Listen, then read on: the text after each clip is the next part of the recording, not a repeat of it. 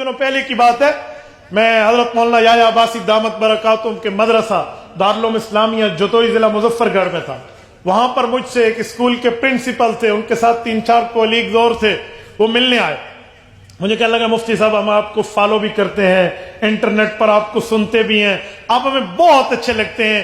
ایک بات ہے، کیا یہ جمعیت علماء سے آپ کو کیا لینا دینا ہے؟ آپ جب یہ بات کرتے ہیں ہمارا دل دکھتا ہے فلاں فلاں. میں نے کہا مسئلہ کیا ہے بتائیے، معاملہ آپ کیا؟ کہتے ہیں آپ عمران خان کی مخالفت میں بات کرتے ہیں، یہ سیاسی باتیں چھوڑ دیں ادھر. میں نے وہاں ان سے 5 باتیں کی ہیں، آپ سے ایک بات کرتا ہوں. میں نے ان 5 باتوں کے بعد یقین مانیے ہائی کوالیفائڈ لوگ تھے، ایک پروفیسر تھا، ایک پرنسپل تھا اسکول کا، 18-19 گریڈ کے آدمی تھے، لیکن ایک مولوی کے سامنے ان کی زبانیں ایسے بند ہوئی جیسے بند ہونے کا حق تھا. وہ اٹھتے ہوئے یہ لفظ بولے کہ واقعی ہمارے پاس جواب نہیں ہے، ٹھیک ہے ہم اپنی فی الحال جماعت نہیں چھوڑتے، لیکن اس نتیجے پر آ گئے ہیں کہ دلائل آپ کے پاس بھی ہیں. میں نے انہیں کہا کہ جب آپ کے پاس دلیل کا جواب نہیں ہے تو پھر چھوڑ دو نا. نہیں ہم تھوڑی کوشش کریں گے. میں نے کہا چلو آپ کر لیں. وہ بات کیا تھی؟ وہ بات یہ تھی، وہ کہنا ہمیں یہ چاہتے تھے کہ یار اس نے ریاست مدینہ بنائی ہے. آپ ان حکمرانوں کی، سابق حکمرانوں کی تائیدیں تو کرتے ہیں جو ریاست مدینہ کا نام نہیں لیتے. یہ ریاست مدینہ کا نام لیتا ہے. جب یہ ریاست مدینہ کی بات کر رہا تھا، وہ مولوی دیکھیں، وہ عالم دیکھیں، وہ بندہ 2-4 مثالیں دی، یہ ان کے ساتھ ہو گئے. تو مولانا کو چاہیے تھا واقعی اگر آپ دیندار ہیں تو آپ اس کے پاس آ کے بیٹھ جاتے کہ شاباش آپ نے مدینہ کی ریاست کی بات کی ہے تو آپ کو اس جملے میں تو ساتھ دینا چاہیے تھا نا. میں نے کہا جی آپ نے بات پوری فرما لی ہے یا کچھ اور رہتا ہے؟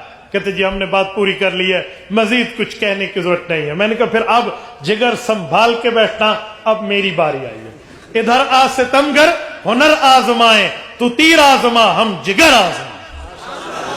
میں نے کہا اب میں بات کروں. کہتے جی. میں نے کہا قرآن کریم کہتا ہے اَأَنذَرْتَهُمْ أَمْ لَمْ تُنذِرْهُمْ لَا يُؤْمِنُونَ. میں نے کہا آپ پروفیسر صاحب ہیں، آپ ترجمہ جانتے ہوں گے، یا قرآن کریم کا ترجمہ اٹھاتے ہیں، ذرا اس لفظ کا مطلب مجھے سمجھا دیں. ایک ان میں ایم.اے. اسلامیات تھا، انہوں نے کہا جی بالکل. اَأَنذَرْتَهُمْ أَمْ لَمْ تُنذِرْهُمْ لَا يُؤْمِنُونَ. قرآن کہتے ہیں نبی پاک کچھ آپ کے مخالف ایسے ہیں جن کو آپ سمجھائیں، آخرت سے ڈرائیں یا نہ ڈرائیں نہ سمجھائیں، وہ پھر بھی نہیں مانیں گے. میں نے کہا یہ کیا مطلب؟ ایسے بھی کوئی ہیں کہ جن کی بات کا اعتبار نہیں ہے؟ کہتے ہاں ایسے بھی تھے. تو میں نے کہا پتہ چلا وہ جو بھی کہیں تو تجربے والا بندہ، رسول اللہ کو تجربہ ہے نا، اس لیے رب نے منع فرما دیا کہ نہیں جانا. تو پتہ چلا کچھ لوگ زبان سے کہتے بھی رہیں گے لیکن ان کی روش، ان کا پاسٹ، ان کی ماضی، ان کے اعمال، ان کا کردار اس بات پہ شاہد عدل ہوگا کہ دھوکہ دے رہے ہیں. کہتے ہیں اس آیت سے تو یہی سمجھ آتا ہے. میں نے کہا جب اس نے ریاست مدینہ کی بات کی ہے تو ریاست مدینہ میں کیا مطلب؟ سب سے پہلے بندہ شریعت اپنی جان پر مدینہ کے احکام نافذ کرے، پھر اپنے ازواج پہ نافذ کرے، اپنی اولاد پہ نافذ کرے، اپنے محتاج پہ نافذ کرے، پھر اس کے بعد اپنی جماعت پہ نافذ کر کے ملک میں نفاذ کی بات کرے. کہتے جی ہاں. میں نے کہا مجھے بتائیں ریاست مدینہ کے احکام میں کوئی ایک حکم بتائیں، ایک حکم بتائیں جو اس نے اپنے 6 فٹ کے جسم پہ نافذ کیا ہو. دیدہ بایا منٹ لگائے. میں نے کہا پیش کیجئے، بسم اللہ بسم اللہ ایک پیش کیجئے. میں نے کہا خدا کے بندے عمران خان بغیر اٹک کے مجھے پوری نماز سنا دے میں اس کی تائید کر لوں گا. تم کہتے ہو ریاست مدینہ؟ اچھا اس پر تو میں نے اچھی بھلے ایک لیٹر دیا نا ان کو. ہاں بھائی دکھائیں کیا ہے؟ اچھا کچھ بھی نہیں ہے. میں نے کہا تھوڑا آگے چلتے ہیں. ریاست مدینہ کے مستری صاحب سے میں پوچھتا ہوں، جناب کنسٹرکٹر صاحب آپ کی اولاد ریاست مدینہ میں کتنے احکام کو فالو کر رہی ہے؟ میں نے کہا میں حیران ہوں، باپ ریاست مدینہ کا مستری بنا ہوا ہے، اولاد زیک گولڈ سمتھ یہودی کے گھر پل رہی ہے.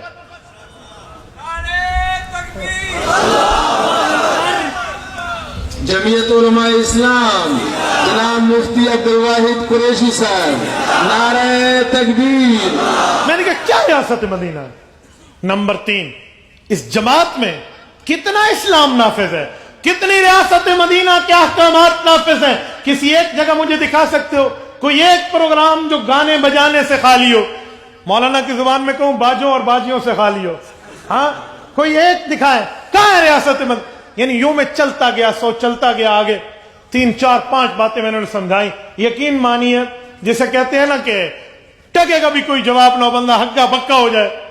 تو میں نے وہاں تو 5 باتیں کی تھی, لیکن میری بات کا مطلب ہے میں نے شور نہیں مچایا, سختی نہیں کی, منہ نہیں چڑھایا, میں نے دلیل کی طاقت سے بات کی ہے, خاموش ہو گئے سامنے.